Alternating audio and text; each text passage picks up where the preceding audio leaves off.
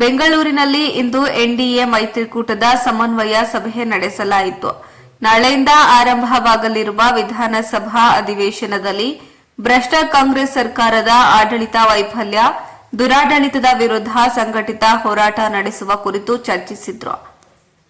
ಇನ್ನು ಈ ಸಂದರ್ಭದಲ್ಲಿ ರಾಜ್ಯ ಬಿಜೆಪಿ ಅಧ್ಯಕ್ಷರಾದ ವಿಜಯೇಂದ್ರ ಯಡಿಯೂರಪ್ಪ, ವಿಧಾನಸಭಾ ವಿರೋಧ ಪಕ್ಷದ ನಾಯಕರಾದ ಆರ್ ಅಶೋಕ್, ಉಪ ನಾಯಕರಾದ ಅರವಿಂದ್ ಬೆಲ್ಲದ, ವಿಧಾನ ಪರಿಷತ್ ವಿರೋಧ ಪಕ್ಷದ ನಾಯಕರಾದ ನಾರಾಯಣಸ್ವಾಮಿ ಛಲವಾದಿ, ಮಾಜಿ ಉಪಮುಖ್ಯಮಂತ್ರಿಗಳಾದ ಡಾ ಅಶ್ವಥ್ ನಾರಾಯಣ್, ಜೆಡಿಎಸ್ ಪಕ್ಷದ ಶಾಸಕಾಂಗ ಪಕ್ಷದ ನಾಯಕರಾದ ಸಿಬಿ ಸುರೇಶ್ ಬಾಬು, ಜೆಡಿಎಸ್ ಯುವ ಘಟಕದ ರಾಜ್ಯಾಧ್ಯಕ್ಷರಾದ ನಿಖಿಲ್ ಕುಮಾರಸ್ವಾಮಿ, ಮಾಜಿ ಸಚಿವರಾದ ಅರಗ ಜ್ಞಾನೇಂದ್ರ, ಸಿಟಿ ರವಿ, ಸಿಸಿ ಪಾಟೀಲ್, ಶ್ರೀ ಸುನಿಲ್ ಕುಮಾರ್, ವಿಧಾನ ಪರಿಷತ್ ವಿರೋಧ ಪಕ್ಷದ ಸಚೇತಕರಾದ ರವಿಕುಮಾರ್, ಶಾಸಕರಾದ ಎಂಟಿ ಕೃಷ್ಣಪ್ಪ, ಶ್ರೀಮತಿ ಶಾರದಾ ಪೂರ್ಯ ನಾಯ್ಕ್, ಜವರಾಯಿ ಗೌಡ, ಎ ಮಂಜು, ಜಿಡಿ ಹರೀಶ್ ಗೌಡ, ಮಾಜಿ ವಿಧಾನ ಪರಿಷತ್ ಸದಸ್ಯರಾದ ತಿಪ್ಪೇಸ್ವಾಮಿ ಸೇರಿದಂತೆ ಬಿಜೆಪಿ ಹಾಗೂ ಜೆಡಿಎಸ್ ಪಕ್ಷಗಳ